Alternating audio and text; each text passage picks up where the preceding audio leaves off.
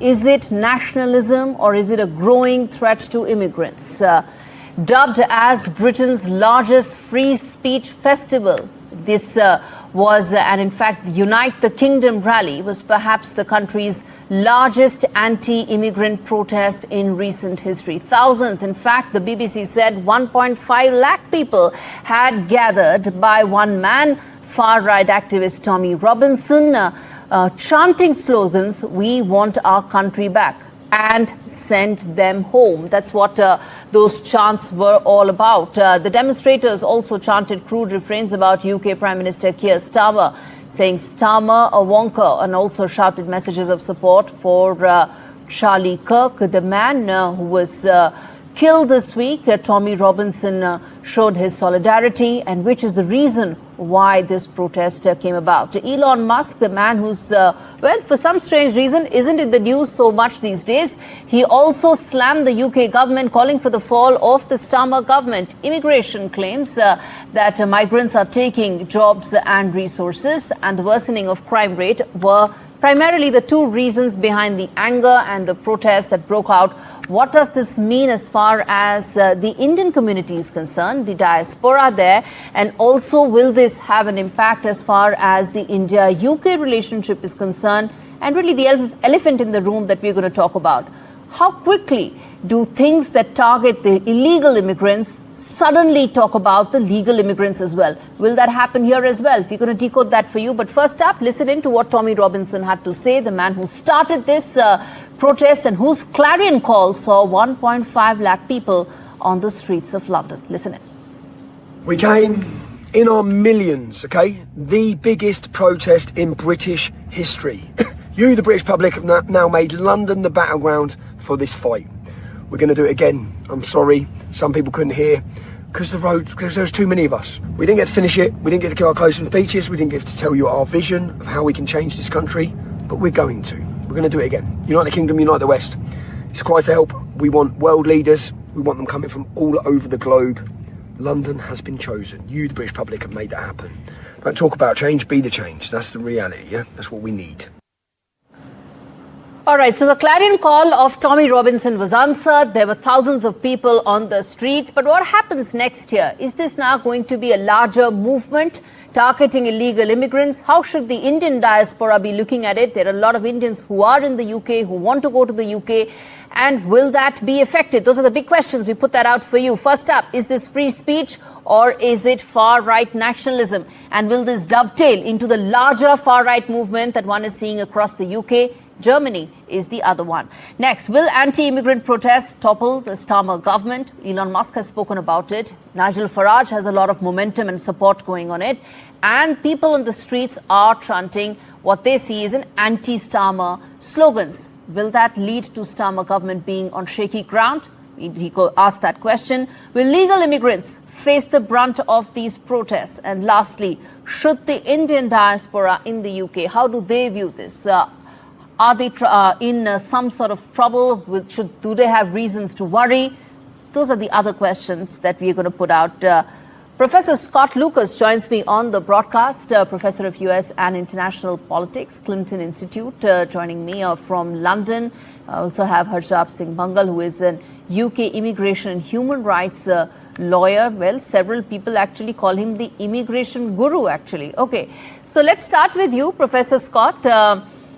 These are protests that were essentially about uniting the kingdom. It was a clarion call by Tommy Robinson. But I'm going to try and look it through the lens of people who will get impacted in it and focus solely on the Indians. I'm going to come to the bit about how Tommy Robinson has made a distinction between the Indian immigrants and several others in just a bit. He's in fact spoken about it, saying Indians have a separate, they are better than the rest. They're lower in the crime rate. I'm going to come to that in just a bit.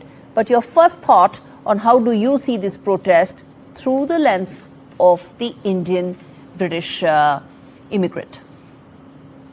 Well, I think I leave it to Indian British immigrants, or indeed Indians who are UK citizens, to speak.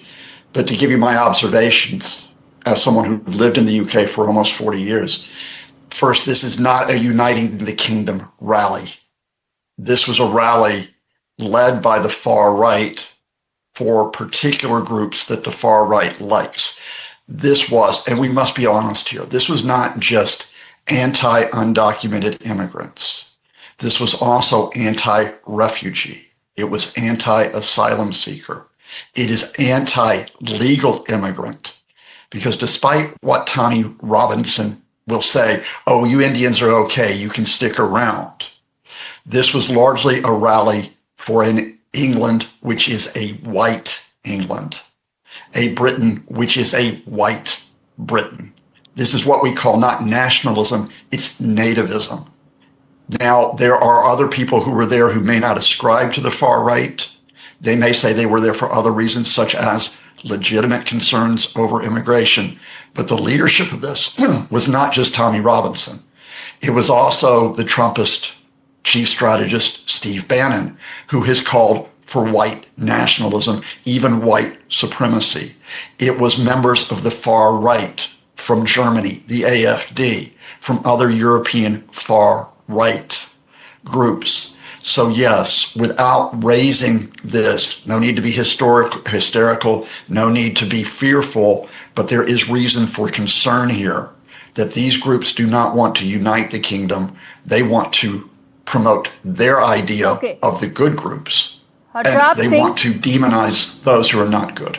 Harjap Singh, let me ask through the lens of British Indians there, those who are legal immigrants. They contribute to the society legally, they pay taxes, they are part of the system there.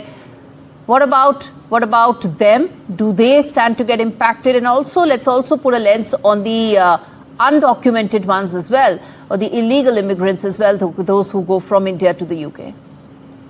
Yes, I think I agree with a lot of what the professor has to say, and the fact that this is a far-right movement funded by the far right. And now, it's very important to say that everybody there was not far-right, but they are definitely, the far right is attempting to influence them by painting people who don't look like them, don't talk like them, don't have the same customs like them, as outsiders. And for British Indians as well, it's a matter of concern, because many of those people who are marching as well do believe that even people like myself who are born and bred in the UK shouldn't be here. You only have to look at X, formerly known as Twitter, to see the amount of vile comments made towards British Indians on there.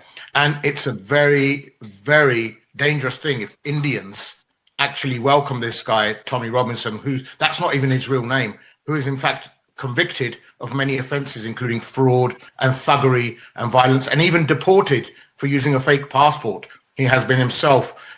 Indians should not welcome him. It's a result of his whipping up frenzy and Nigel Farage reform frenzy. You're not going to get any answers by bashing Tommy Robinson, right? I mean, or by delegitimizing him, because there are 1.5 lakh people on the streets who are answering his clarion call. Let's now talk about how this goes from here.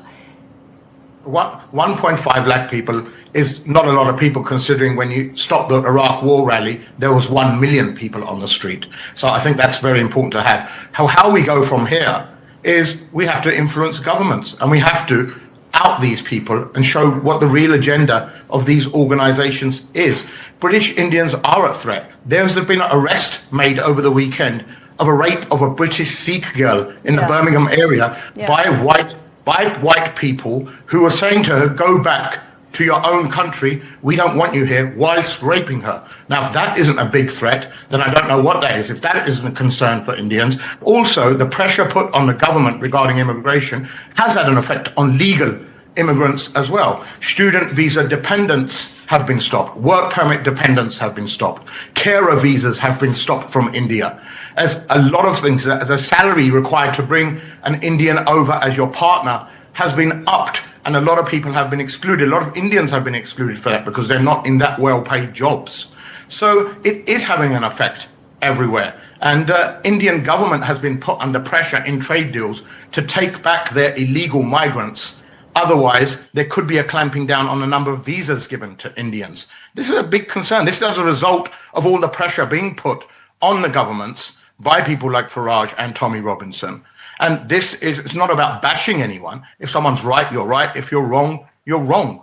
how people, who have descended from migrants themselves are now calling and attempting to divide and rule. This is in fact what it is. It's trying to play Indians off against other migrants, European migrants off against Indian migrants. This is what's happening, in fact, and the agenda is. Speaking about that Sikh woman and racist attacks, Professor Lucas, do you see those increasing going forward? Is there a public mood and sentiment in favor of, or that may create the atmosphere towards increasing such racist or crime against a particular race or ethnicity? Regrettably, when you get, under the guise of free speech, when you get hate speech, when you get this poison that's not just by individuals like Tommy Robinson, but indeed on certain national UK television stations that's, let's be honest here, work for the Reform Party. When you get that poison spread, it does raise the risk of attacks. In my country where I live now in Ireland, there have been a spate of attacks on Indians who live here legally because we also get this same poisonous rhetoric.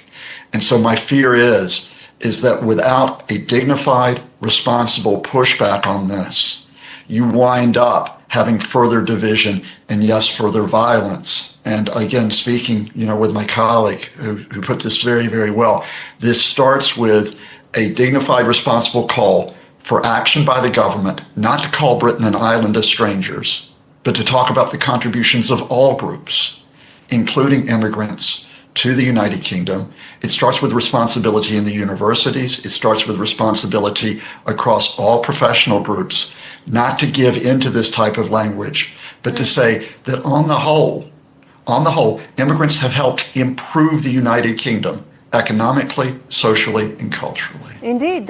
Final closing comments, Harjap Singh, very quickly, which is, if you have to give one message to the British Indian community in the wake of these attacks, what would that be? And a message to the authorities, what would that be? Very quickly. Stay safe, stay united, try and find out the reasons behind it. Do not allow to be divided. Unity is the strength. Use your common sense. Don't buy into the rhetoric. See the people and recognize the people who are trying to amplify this hate, because ultimately, once they're finished with one group, they will then come for you. All right, I'll leave it there, gentlemen. Thanks so much for joining me on India Global. Well, viewers, bottom line on this really is that as far as the anti-immigration protest is concerned, there is now a groundswell in favor of what many would term as a far-right protest, which is about negating the other, which is about ensuring that communities that contribute to the British economy are also completely ignored. Will that mean legal immigrants will be under threat? Will that mean that pressure will mount on Starmer government to act more? There has already been some movement as far as visas are concerned and several others. That has already been going on. Will there now be a further movement on that? That's the big question. And lastly, how will authorities respond to growing racist attacks is really going to be the defining moment as far as Keir Starmer is concerned.